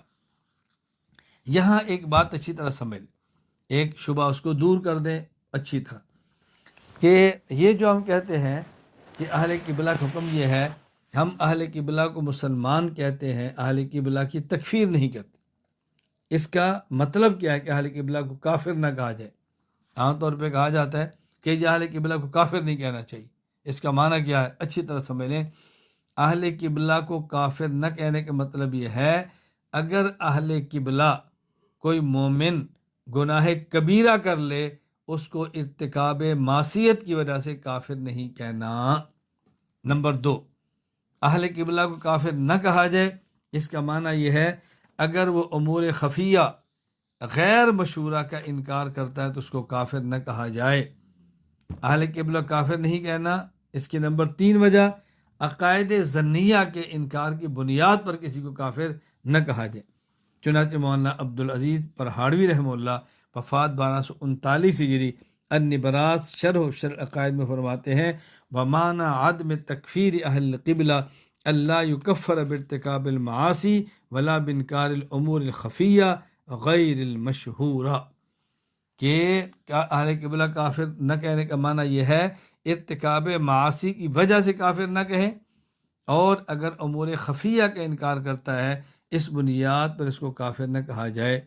امور خفیہ کا مطلب کیا ہے کہ وہ اعتقادات جو عوام میں زیادہ مشہور نہ ہوں۔ مثلا ہم کہتے ہیں جی عالم قدیم ہے، یہ عوام میں مشہور نہیں۔ ہم کہتے ہیں اللہ کا کلام غیر مخلوق ہے، یہ عوام میں مشہور نہیں۔ ہم کہتے ہیں کہ اللہ کا کلام قدیم ہے، اب یہ عوام میں مشہور نہیں۔ یعنی عوام میں اس کی شہرت نہ ہو اور وہ ایک فکر و نظر پر مبنی عقیدہ ہو، صراحتاً نصوص کے اندر نہ ہو، ایسے کو انکار کرے ایسے نظریے کا، اس بنیاد پر اس کو کافر نہیں کہیں گے۔ دوسری بات یہ اچھی طرح سمجھ لیں کہ جو مولانا فرہاڑوی نے فرمایا کہ امور خفیہ غیر مشہورہ کا انکار کرے، یہ امور خفیہ غیر مشہورہ امور بدیہیہ کے مقابلے میں، اس کا مطلب یہ ہے امر خفی کا انکار کرے تو کافر نہیں کہیں گے، اور بدیہی امر کا انکار کر دیں وہ اہل قبلہ رہے گا ہی نہیں۔ تیسرا فائدہ ذہن نشین فرما لیں کہ عوام الناس میں بات مشہور ہے اہل قبلہ سے مراد وہ لوگ ہیں جو قبلہ کی طرف منہ کر کے نماز پڑھیں، یہ غلط ہے۔ اہل قبلہ شرعی اصطلاح ہے۔ میں اس لیے بات کہتا ہوں کہ جب ہم کہتے ہیں قادیانی دائرہ اسلام سے خارج ہیں تو بعض ان پڑھ اور کم علم لوگ کہتے ہیں وہ جی اہل قبلہ ہے۔ اہل قبلہ تو کافر نہیں ہوتا۔ ہم نے کہا اہل قبلہ کا معنی یہ ہے وہ شریعت کے اعتقادات کو مانتا ہو، اگر اعتقادات شریعت کو نہیں مانتا وہ اہل قبلہ نہیں ہے۔ جس کو اچھی طرح ذہن نشین فرما لیں۔ آج کے سبق میں ایک اہم مسئلہ جو آپ نے سمجھنا ہے، اہم وہ مسئلہ یہ ہے کہ جن لوگوں کو اسلام کی دعوت نہیں پہنچی ان کا اخروی حکم کیا ہے۔ جن کو اسلام کی دعوت نہیں پہنچی، یعنی ایک شخص کے پاس کوئی نبی نہیں آیا، اس کے پاس اللہ کا قرآن نہیں پہنچا، اس تک مسلمان داعی نہیں پہنچا اور وہ کفر پہ مر جاتا ہے، اس کا قیامت کے دن انجام کیا ہوگا؟ یہ بہت اہم مسئلہ ہے، توجہ سے سماعت فرما لیں۔ دیکھیں، جس شخص کو دعوت اسلام نہیں پہنچی اور وہ عقیدہ توحید کے بغیر چلا گیا، یہ دو قسم کے بندے ہیں۔ نمبر 1، اس میں خود عقل تھی، نظر و فکر کی صلاحیت تھی، اس نے غور و فکر نہیں کیا، عقل کا استعمال نہیں کیا اور وہ مر گیا، یہ معذور نہیں ہوگا، یہ کفار کی طرح کافر ہوگا اور ابدالآباد جہنم کے اندر رہے گا۔ نمبر 2، ایسا شخص جس تک اسلام کی دعوت نہیں پہنچی، وہ عقیدہ توحید کے بغیر چلا گیا، اور توجہ سے بات سمجھیں، عقیدہ توحید کے بغیر چلا گیا اور اس میں نظر و فکر کی صلاحیت نہیں تھی، اس لیے وہ کفر پہ مرا۔ ایسے شخص کا قیامت کے دن اللہ تعالیٰ امتحان لیں گے، یعنی ان کو جہنم کی طرف بھیجیں گے اور فرمائیں گے چلو جہنم میں چلے جاؤ۔ وہ اللہ کو مان کے جہنم کی طرف دوڑ پڑیں گے تو جہنم ان کے لیے ٹھنڈی بن جائے گی، برد و سلام بن جائے گی، ان لوگوں کو عذاب نہیں ہوگا۔ یہ بات اچھی طرح ذہن نشین فرما لیں۔ ساتھ میں ایک بات اور بھی واضح کر دیتا ہوں، اگر کوئی شخص کفر پہ مرا ہے، اس کو دعوت اسلام نہیں پہنچی اور اس نے گناہ بھی کیے ہیں، تو اس کو ارتکاب معاصی کی وجہ سے عذاب نہیں ہوگا۔ نمبر 4، کوئی شخص کفر پہ مرا ہے، اس کو دعوت اسلام پہنچی ہے اور اس نے ارتکاب معاصی گناہ بھی کیے ہیں، تو اس کو کفر کی وجہ سے جہنم کا عذاب ہوگا اور ارتکاب معاصی کی وجہ سے ازدیادی عذاب ہوگا۔ دعوت اسلام پہنچی ہے، کفر پہ مرا ہے اور اس نے گناہ بھی کیے ہیں، تو کفر کی وجہ سے عذاب ہوگا، اور ارتکاب معاصی کی وجہ سے اس کو ازدیادی عذاب ہوگا۔ میں خلاصہ بیان کرتا ہوں، ذہن نشین فرما لیں۔ اگر کسی شخص کو دعوت اسلام نہیں پہنچی اور اس میں نظر و فکر اور عقل استعمال کی صلاحیت موجود تھی، اور اس نے عقل استعمال نہیں کی، غور و فکر نہیں کیا، عقیدہ توحید کے بغیر مر گیا، تو یہ جہنمی ہے، کافر ہے، اس کو جہنم کا عذاب ہوگا، ابدالآباد جہنم میں رہے گا۔ نمبر 2، ایک شخص کے بعد دعوت اسلام نہیں پہنچی، اس میں عقل نہیں تھی، غور و فکر کی صلاحیت نہیں تھی، اور یہ عقیدہ توحید کے بغیر مر گیا، اس کا قیامت کے دن اللہ امتحان لیں گے۔ اللہ فرمائیں گے جہنم کی طرف دوڑو، وہ دوڑے گا خدا کو حکم سمجھ کر، تو جہنم اس کے لیے ٹھنڈی ہو جائے گی، اور یہ عبدالآباد جہنم میں نہیں رہے گا، اور اس کو جہنم کا عذاب بھی نہیں ہوگا۔ 2 باتیں اور سمجھ لیں۔ اگر کسی شخص کے بعد دعوت اسلام نہیں پہنچی، عقیدہ توحید کے بغیر مرا ہے، اس میں عقل و فکر کی صلاحیت موجود تھی، اور گناہ کبیرہ بھی کیے ہیں، تو اس کو کفر کی وجہ سے عذاب ہوگا، گناہ کبیرہ کی وجہ سے نہیں ہوگا، اس لیے کہ ارتکاب معاصی کی بنیاد شریعت تھی کہ رک جاتا، اس کے پاس وہ شریعت نہیں، لہٰذا ارتکاب معاصی کا گناہ نہیں ہوگا۔ لیکن اگر کوئی شخص کفر پہ مرا ہے، عقیدہ توحید کے بغیر مرا ہے، اور اس کو دعوت اسلام پہنچی ہے، اور اس نے گناہ بھی کیے ہیں، تو اس کو گناہ عذاب تو ہوگا کفر کی وجہ سے، اور اس گناہ میں اضافہ ازدیادی عذاب ہوگا ارتکاب معاصی کی وجہ سے۔ اس لیے کہ جب انسان ہوتا ہے، حکم ہوتا ہے نا ایمان لاؤ، تو اس کے اندر یہ بھی ہوگا ایمان لا کے عمل بھی کرو، اور جو شخص ایمان کو چھوڑتا ہے، اس کا معنی اس کفر کی ضمن میں وہ نیک اعمال بھی چھوڑتا ہے، تو اس سے عذاب تو نہیں ہوگا، لیکن عذاب کے اندر شدت آئے گی، اشتداد عذاب ضرور ہوگا، ازدیاد عذاب ضرور ہوگا۔ میں بھی ترتیب بات کر دیتا ہوں۔ جن لوگوں کو اسلام کی دعوت نہ پہنچی، ان کا آخری حکم کیا ہے؟ نمبر 1، ایک ایسا شخص جس کو دعوت اسلام نہیں پہنچی، اور اس کے پاس اللہ تعالیٰ کی ذات میں غور و فکر کی صلاحیت بھی ہے، عقل بھی ہے، اور عقیدہ توحید کے بغیر دنیا سے چلا گیا، یہ معذور نہیں ہوگا، اس کا مواخذہ ہوگا، یہ جہنم میں جائے گا۔ امام نظام الدین ابو یعقوب اسحاق بن ابراہیم الخراسانی الشاشی الحنفی رحمہ اللہ، وفات 335 رسول الشاشی میں فرماتے ہیں، قال ابو حنیفۃ رحمہ اللہ، لو لم یبعث اللہ تعالی رسولا لوجب علی العقلاء معرفتہ بعقولہم، اگر اللہ تعالیٰ کو رسول نہ بھی بھیجتا تو صاحب عقل پر ضروری تھا اللہ کو پہچان کر اللہ پر ایمان لانا۔ حکیم الامت مولانا اشرف علی تھانوی رحمہ اللہ، وفات 1362 ہجری، امداد الفتاویٰ جلد 5 صفحہ 404 پہ لکھتے ہیں، اس شخص کو اگر کبھی کسی اہل حق کے کہنے سے یا خود کسی خیال کے آنے سے اپنے طریقہ میں شبہ پڑا ہو، اور پھر بھی تحقیق کی فکر نہ کی ہو، تب بھی اس پر مواخذہ ہوگا۔ شیخ التفسیر مولانا محمد ادریس قادری رحمہ اللہ، وفات 1394 ہجری، تفسیر معرف القرآن، وما کننا معذبین حتی نبعث رسولا، اس آیت کے تحت لکھتے ہیں، کفر و شرک چونکہ امر بدیہی ہے کہ عقل و فطرت سے بھی معلوم ہو سکتا ہے، اس لیے انکار خداوندی اور شرک پر ہر حال میں مواخذہ ہوگا۔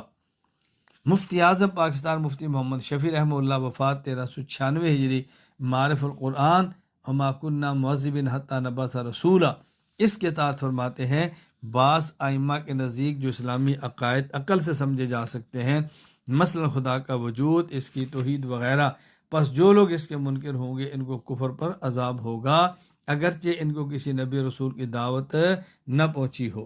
یہ یاد رکھ لیں، معرف القرآن 2 ہیں، ایک معرف القرآن مفتی محمد شفیع رحمہ اللہ کی ہے، اس میں تفصیل کے ساتھ احکام بیان کیے جاتے ہیں، اور ایک معرف القرآن مولانا محمد ادریس قادری رحمہ اللہ کی ہے، اس کا طرز متکلمانہ ہے اور عقائد پر زیادہ گفتگو کی جاتی ہے۔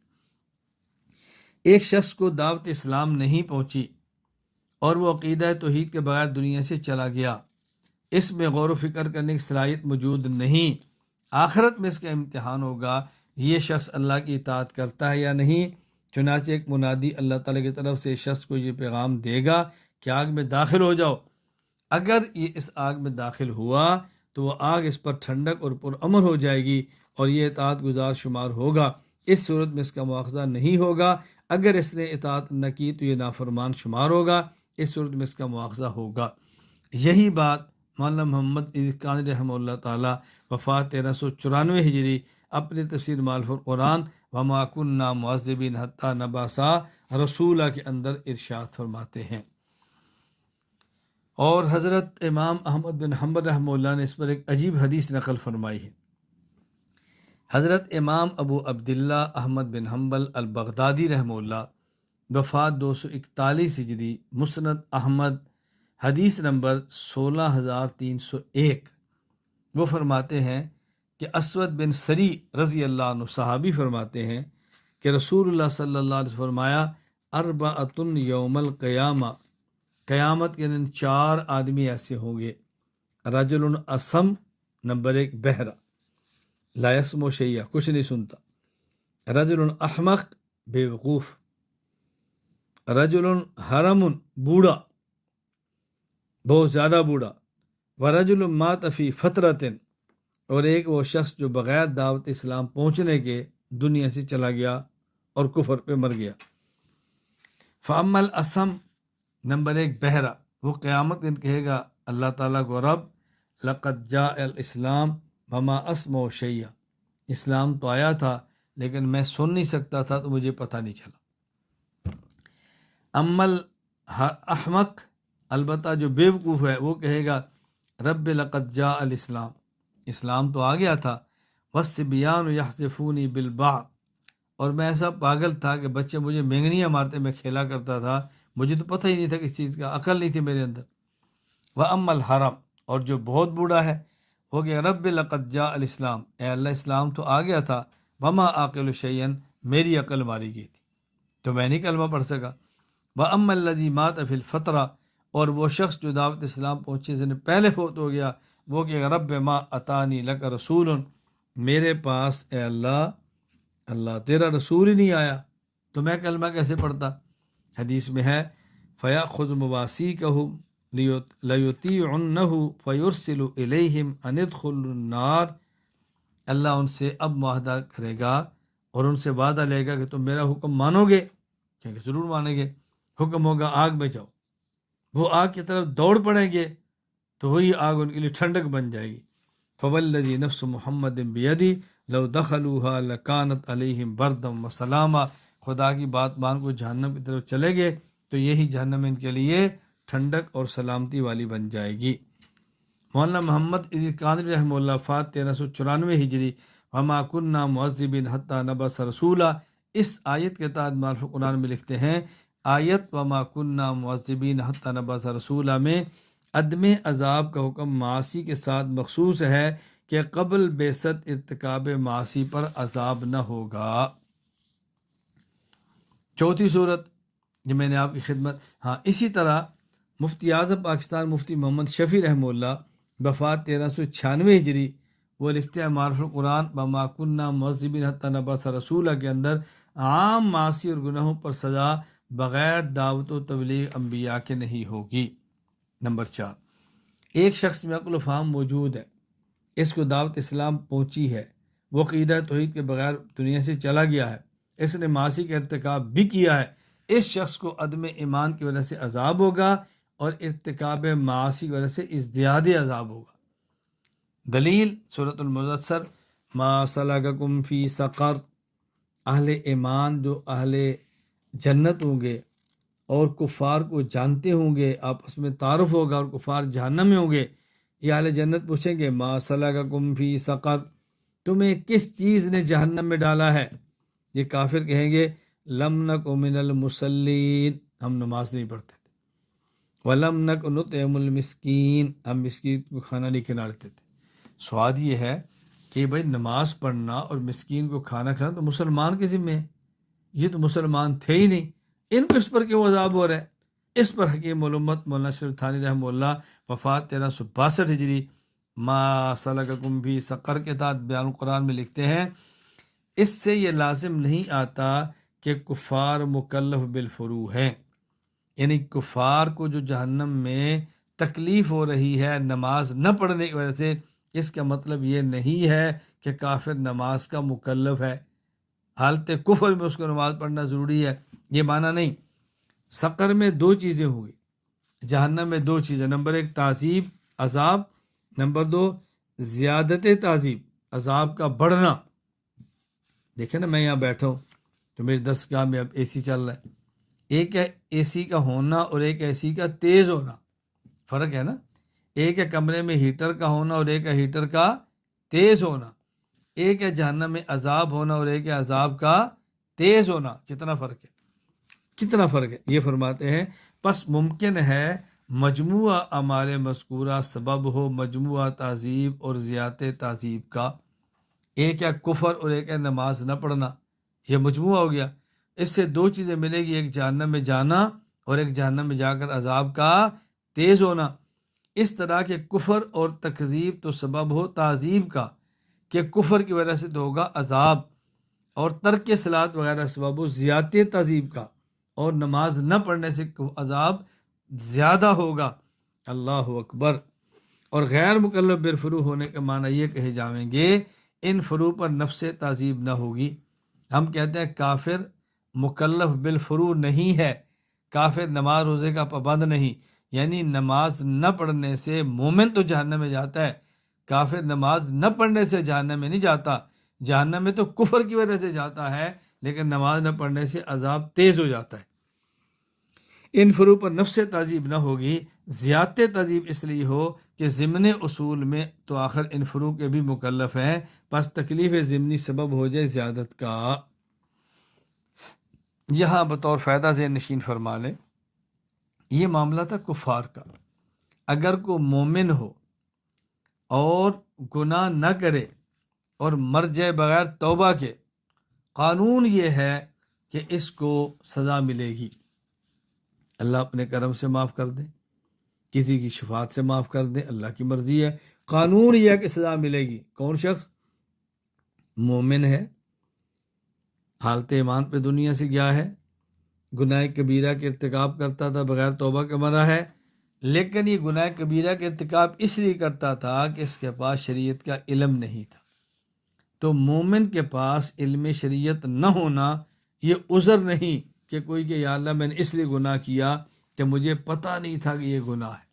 اس کی مثال سمجھ لیں کہ جس طرح کوئی شخص دنیا میں کسی ملک میں داخل ہو تو اس کے ذمے ہے اس ملک کا قانون پڑھنا۔ اگر کسی ملک میں داخل ہو جائے اور وہاں کا قانون نہ پڑھے اور قانون کے خلاف کام کرے، اس ملک کا قانون اس کو سزا دیتا ہے۔ اگر یہ بندہ کہے کہ جی مجھے تو اس ملک کے قانون کا پتہ نہیں تھا، وہ کہتے ہیں جب آپ اس ملک میں آئے ہیں تو اس قانون کو پڑھنا آپ کے ذمہ تھا نا، نہیں پڑھا تو آپ کا قصور ہے۔ اور اپنے ملک میں رہتے ہوئے بھی اگر کوئی بندہ یہ کہے کہ میں نے یہ اس لیے جرم کیا کہ مجھے پتہ نہیں تھا قانون کیا ہے، تو حاکم عدالت کبھی بھی اس بنیاد پر معاف نہیں کرتی کہ تجھے پتہ نہیں تھا، وہ کہتے نہیں پڑھنا تیرے ذمہ تھا۔ کوئی بندہ قتل کر دے اور عدالت میں قتل تو میں نے کیا ہے لیکن مجھے نہیں پتہ تھا کہ قتل کرنے پر بندہ قتل بھی کیا جاتا ہے، تو عدالت اس عذر کو قبول نہیں کرتی۔ آپ روڈ پر جائیں اور گاڑی اوور سپیڈ کر دیں اور پولیس روک لے اور جرمانہ دے، اور آپ کو جو مجھے پتہ نہیں تھا، کہتے ہیں جب آپ نے ڈرائیونگ سیکھی ہے، آپ نے گاڑی چلانی ہے اور جس روڈ پہ جانا ہے وہاں کے قانون معلوم کرو، آپ نے نہیں معلوم کرے ہمارا کیا قصور ہے۔ اسی طرح اگر کوئی مومن جرائم کرتا ہو اور دنیا سے چلا جائے تو یہ اس کا کوئی عذر نہیں ہے کہ مجھے معلوم نہیں تھا۔ اس کو اچھی طرح ذہن نشین فرما لیں تاکہ الجھن بالکل پیدا نہ ہو۔ کفار سے تعلقات کا حکم۔ کفار سے تعلقات کی 4 قسمیں ہیں، بہت اہم سبق ہے۔ کفار سے تعلقات کی 4 قسمیں ہیں۔ موالات، کسی کافر سے دل سے محبت اور پیار اور دوستی، جگری یار۔ نمبر 2 مدارات، ظاہری خوش خلقی۔ نمبر 3 مواسات، غم خاری۔ نمبر 4 معاونت، مدد کرنا، تعاون۔ یہ 4 قسم کے تعلق ہیں، میں ہر ایک کا حکم الگ الگ بیان کرتا ہوں۔ نمبر 1 موالات کا حکم۔ کفار سے موالات یعنی جگری دوستی، قلبی محبت یہ قطعاً جائز نہیں کسی حال میں بھی۔ سورۃ المائدہ آیت نمبر 51، یا ایہا الذین آمنوا لا تتخذوا الیہود والنصارى اولیاء، یہود اور نصارہ کو دوست مت بناؤ، بعضهم اولیاء، بعض یہ ایک دوسرے کے دوست ہیں، ومن یتولہم منکم فإنہ منہم، جو ان سے قلبی یاری رکھے گا وہ انہی میں شمار ہوگا۔ سورۃ الممتحنہ آیت نمبر 1، یا ایہا الذین آمنوا لا تتخذوا عدوی وعدوکم اولیاء، اے ایمان والو جو ہمارا اللہ کا دشمن ہے، جو تمہارا دشمن ہے، اس کو اپنا دوست مت بناؤ۔ سورۃ آل عمران آیت نمبر 28، لا يتخذ المؤمنون الكافرین اولیاء من دون المؤمنین ومن يفعل ذلك فلیس من اللہ فی شیء، جو مومن ہے وہ ایمان والوں کو چھوڑ کر کافر کو اپنا دوست مت بنائے، جس نے ایسا کیا تو اس کا اللہ سے کوئی تعلق نہیں۔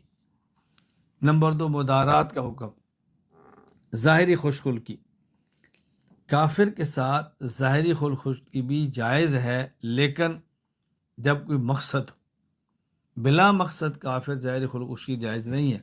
وہ مقاصد 3 ہو سکتے ہیں۔ نمبر 1، کافر کے شر اور نقصان سے بچنے کے لیے۔ نمبر 2، کافر کی ہدایت کے لیے۔ نمبر 3، کافر اگر مہمان بنے تو اس کی مہمان نوازی کے لیے۔ 3 صورتوں میں مزید تفصیل عرض کرتا ہوں۔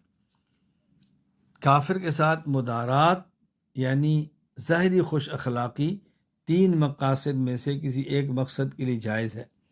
نمبر 1، کافر کے شر اور نقصان سے بچنے کے لیے کہ اس کے ساتھ میں نے ظاہری خوش خلقی کا مظاہرہ نہ کیا، مجھے نقصان پہنچائے گا۔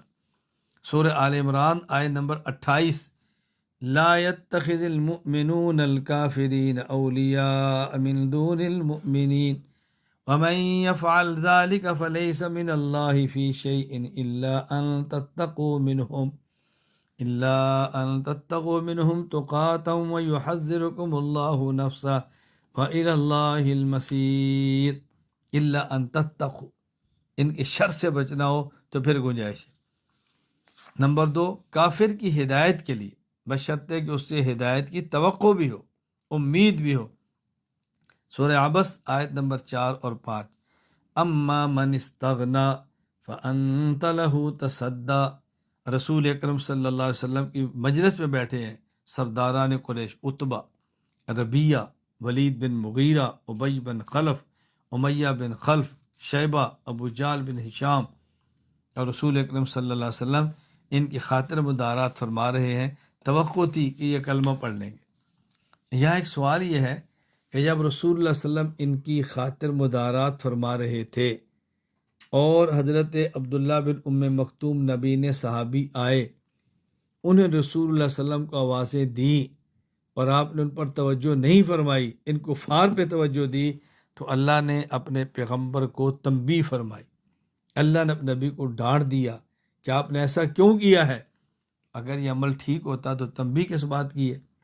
بات سمجھیں، رسول اکرم صلی اللہ علیہ وسلم کو جو اللہ کی طرف سے عتاب آیا وہ اس بات پہ نہیں تھا کہ آپ کفار کا خیال فرما کے دعوت کیوں دے رہے ہیں، وہ اس بات پہ تھا کہ یہ غیر ہیں اور عبداللہ بن ام مکتوم نبینا یہ اپنا ہے، یہ طلب لے کر آیا ہے، یہ سمجھنا چاہتا ہے اور ان سے توقع ہے ہو سکتا ہے قبول کر لیں، تو توقع کی بنیاد پر یقینی نفع کو آپ نے چھوڑا ہے۔ آپ کو ایسا نہیں کرنا چاہیے۔ یہ رسول اکرم صلی اللہ علیہ وسلم کا اپنا ذوق اور آپ کا اجتہاد تھا۔ آج بیٹھے ہیں نا، پتہ نہیں کبھی آئیں یا نہ آئیں۔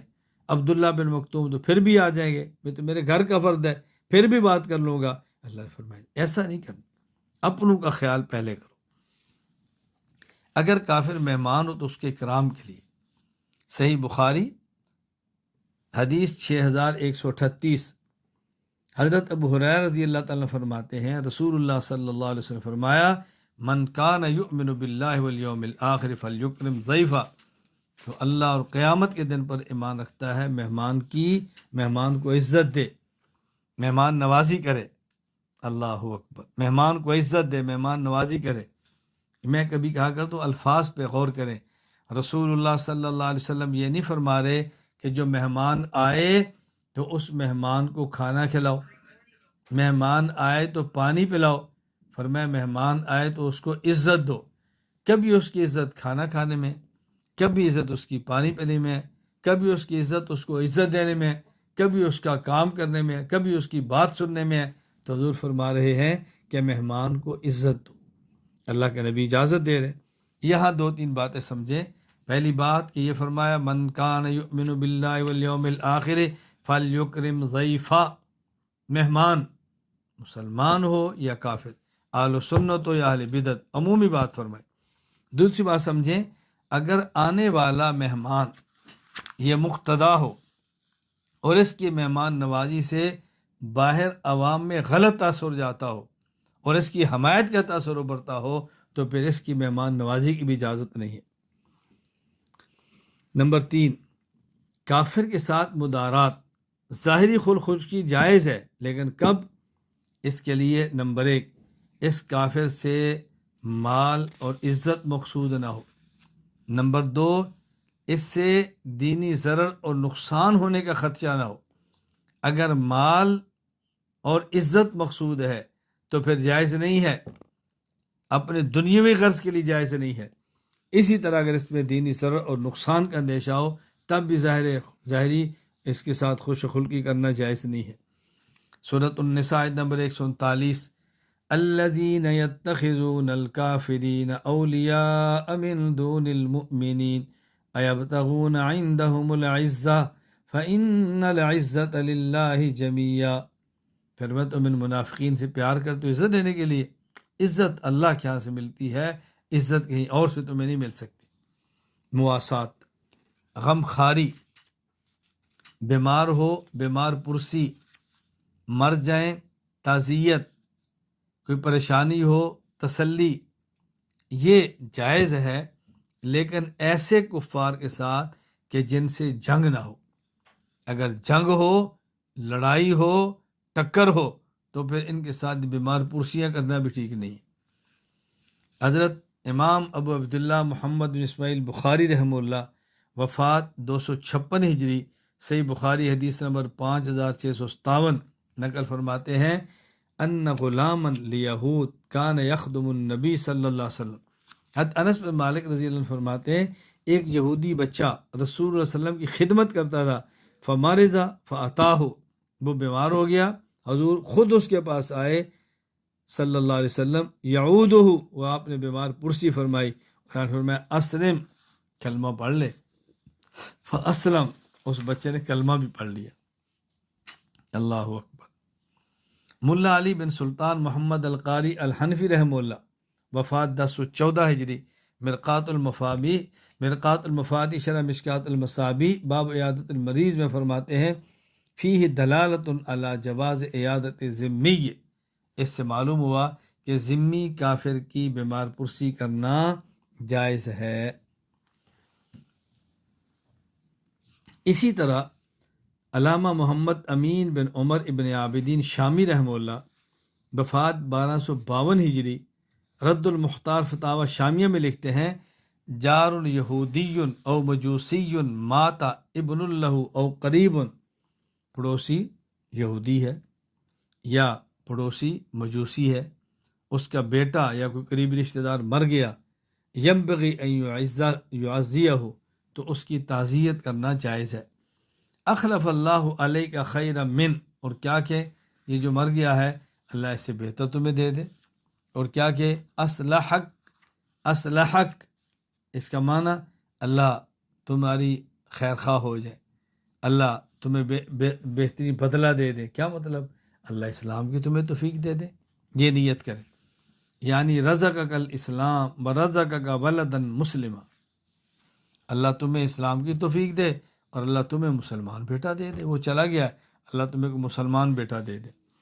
یہاں ایک بات سمجھ لیں، ایک ہے جانے والا میت، ایک ہے جن کا گیا ہے اہل میت، میت کی ضرورت اصال ثواب ہے، اہل میت کی ضرورت تعزیت ہے، اس لیے جو مر گیا کافر اس کے لیے اصال ثواب تو نہیں کر سکتے، ہاں جو زندہ ہے اور کافر ہے اس سے تعزیت کر سکتے ہیں، کہ تعزیت سے مقصود ہے تسلی دینا، وہ جنگجو مقابل نہیں تو کافر کو بھی دے سکتے ہیں۔ سورہ توبہ آیت نمبر 84، وَلَا تُصَلِّ عَلَىٰ أَحَدٍ مِّنْهُمْ مَاتَ أَبَدًا وَلَا تَقُمْ عَلَىٰ قَبْرِهِ، جب یہ کفر پہ کوئی بندہ مر جائے اس وقت اس کی جنازے کی نماز مت پڑھو۔ جنازے کی نماز بھی جائز نہیں، اس کے لیے دعا کرنا بھی جائز نہیں، مرے ہوئے کافر کے لیے استغفار کرنا بھی جائز نہیں۔ علامہ سید محمود علوسی رحمہ اللہ وفات 1270 ہجری، تفسیر الحلمانی میں فرماتے ہیں والمراد من الصلاۃ المنہی عنہا صلاۃ المیت، یہ جو کہا جاتا ہے کہ اس کافر پر نماز نہ پڑھو، اس سے مراد نماز جنازہ ہے، وہ متضمنۃ للدعاء والاستغفار والاستشفاء، اس میں دعا بھی ہے، استغفار بھی ہے، اور اللہ سے اس کی سفارش بھی ہے، اور کافر جو مر جائے کفر پہ اس کے لیے تینوں میں سے کوئی بھی جائز نہیں۔ نمبر 4، معاونت کا حکم، یعنی کفار کی مدد کرنا، کفار سے تعاون کرنا، اگر یہ جنگجو نہیں، اسلام کے لیے نقصان دہ نہیں، تو عام کافر ہے تو اس کے تعاون اور مدد کی گنجائش ہے، اگر اسلام دشمن اور مخالف اور جنگ میں ہو تو پھر اس کی مدد کرنا جائز نہیں ہے۔ سورۃ الممتحنہ آیت نمبر 8 اور 9، لا ينهاكم الله عن الذين لم يقاتلوكم في الدين ولم يخرجوكم من دياركم ان تبروهم وتقسطوا اليهم ان اللہ يحب المقسطین۔ سبحان اللہ، وہ کافر جو تم سے لڑتے نہیں ہیں، تمہیں گھروں سے نکالتے نہیں ہیں، تم ان کے ساتھ نیکی کر لو، انصاف کر لو تو جائز ہے۔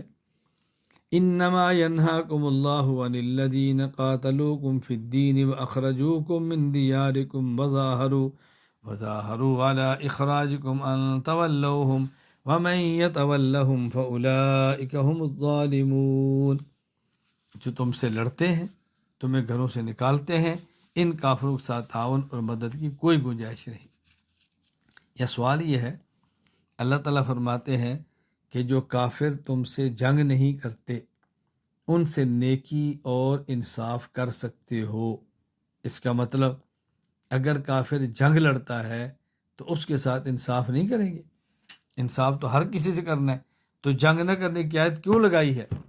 بات توجہ سمجھیں، یہاں جو فرمایا نا کہ کافر اگر تم سے لڑے تو اس سے نیکی نہ کرو، یا نیکی کی تمام اقسام مقصود نہیں بلکہ کل نیکی کا ایک خاص جز مدد مقصود ہے، کہ کفار کی مدد کرنے والی نیکی اس مخالف اور جنگجو کافر سے نہ کرو، یہ مطلب اچھی طرح سے نشیر فرمایا۔ دوسری بات، اور یہ جو فرمایا کہ جو کافر جنگجو ہو، جنگجو نہ ہو، اس سے انصاف کرو، اللہ منع نہیں کرتے۔